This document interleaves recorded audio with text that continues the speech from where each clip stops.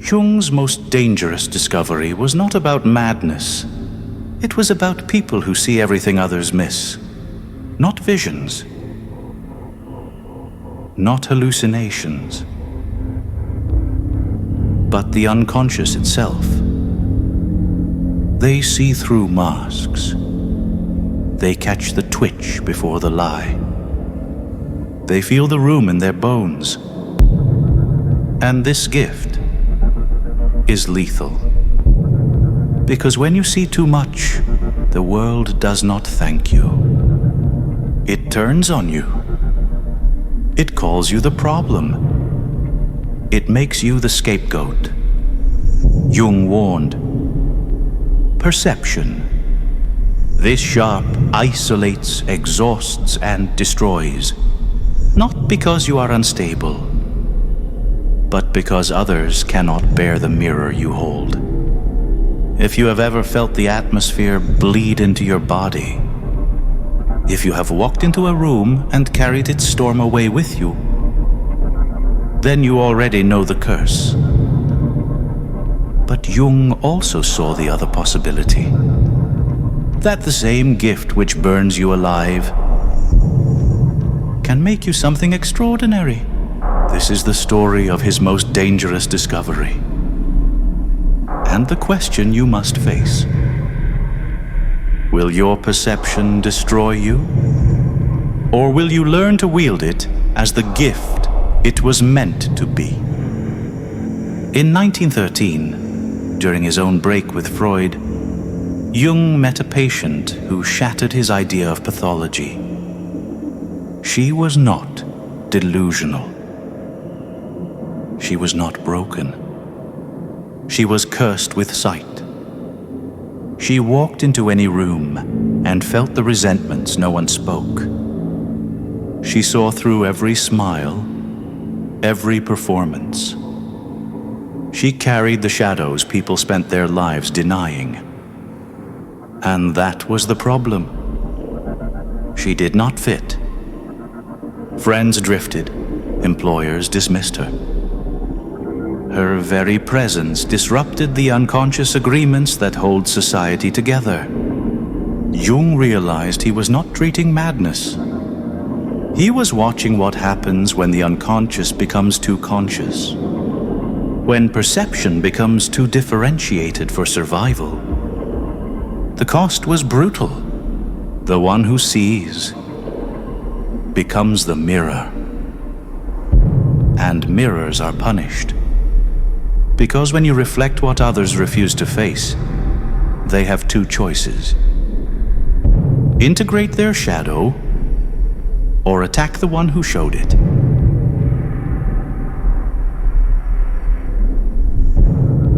That is why the seer is blamed for problems that already existed. Why the truth-teller is accused of creating drama.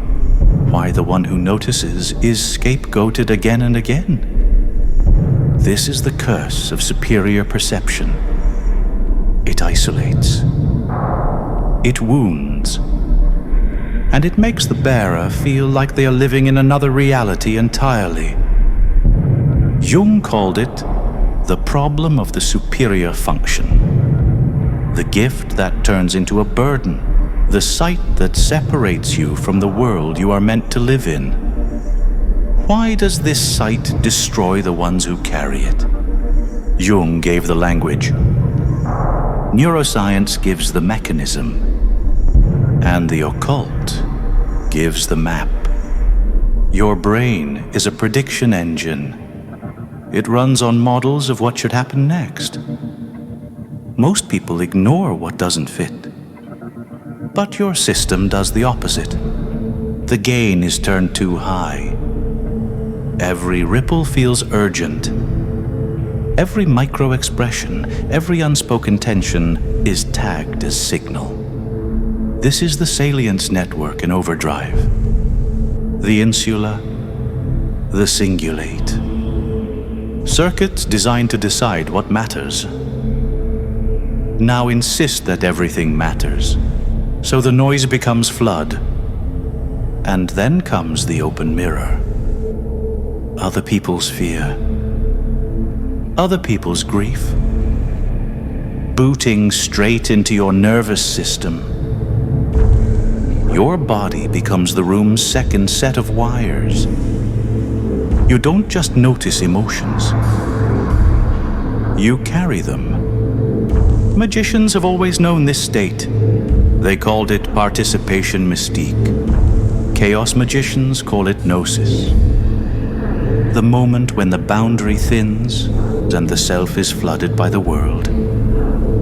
But there is a difference. The magician enters and exits on purpose. The untrained seer drowns. Ritual is the firewall. A circle on the ground. A sigil in the dark. A flame that holds what is not yours until it burns away. Symbols act as containers, catching what would otherwise leak into your identity. Without these tools, the gift corrodes. With them, the nervous system resets. Precision turns down. The flood recedes. And perception becomes power instead of poison. This was Jung's hidden equation. Differentiated perception is not pathology. It is raw perception without ritual integration. It is sight without a container.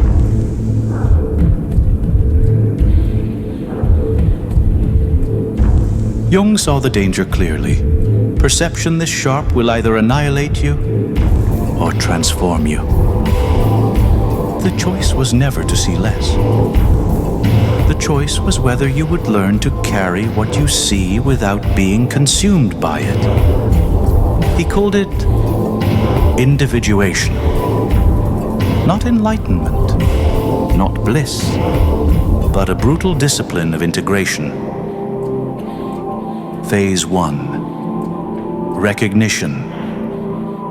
You learn to separate what is yours from what bleeds in from the room. This rage is not mine. This grief is not mine.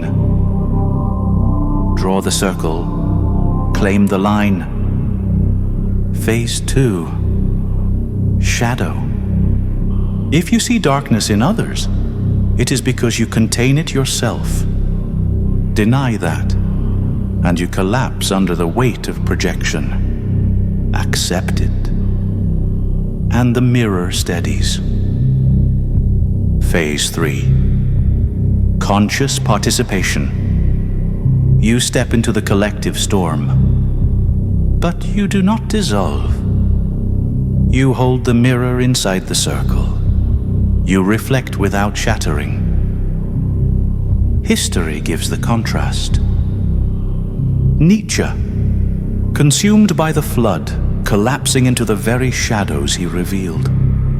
Meister Eckhart, clear sight, but carried with humility, transformed into wisdom that nourished instead of destroyed. The line between collapse and transformation is razor thin. To identify with the gift is inflation. To flee from it is cowardice. But to wield it consciously is to become something else entirely.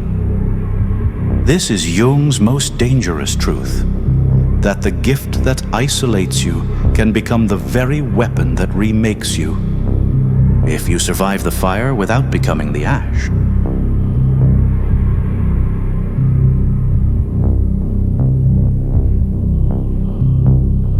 You are not too much.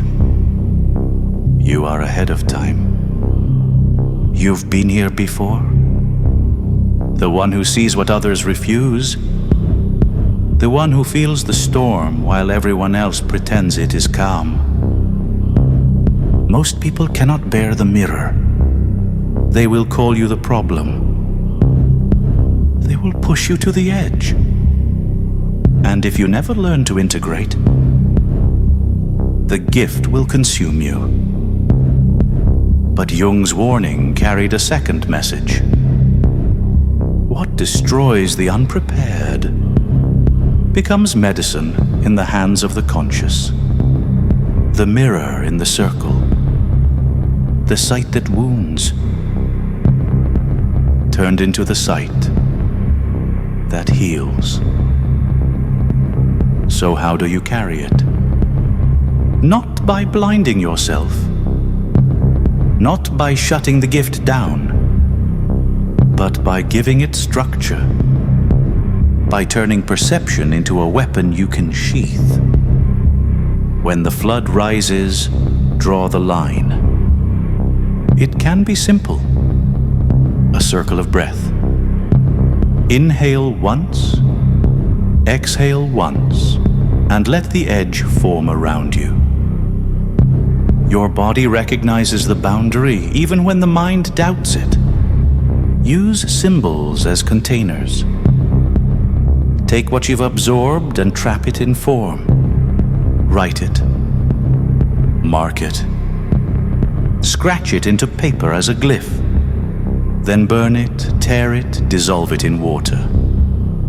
Let the symbol die so you can live. This is what magicians knew. The psyche obeys the symbol more than the lecture. And ritual works because it speaks the language of the nervous system. In solitude, practice discrimination. Not everything you feel is yours. Ask, does this belong to me or to the room? If it is not yours, cast it into the circle and leave it there. You do not need to carry what was never meant to be carried.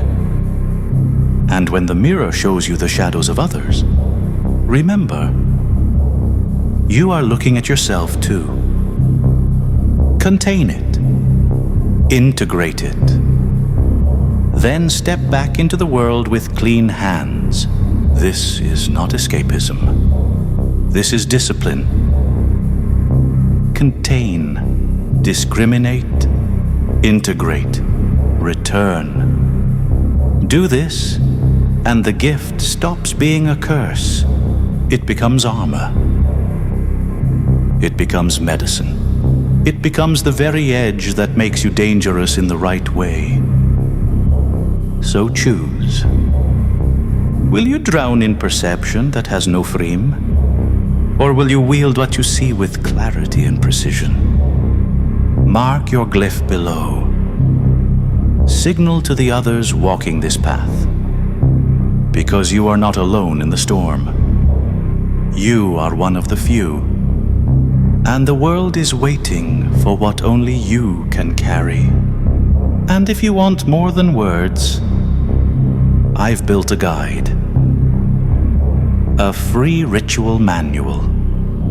Use it as a stepping stone to design your own containers, to turn your perception into practice. Because you are not broken. You are a magician in waiting. A bearer of Kia in a fractured, contradictory world. Let us help each other. Until next time.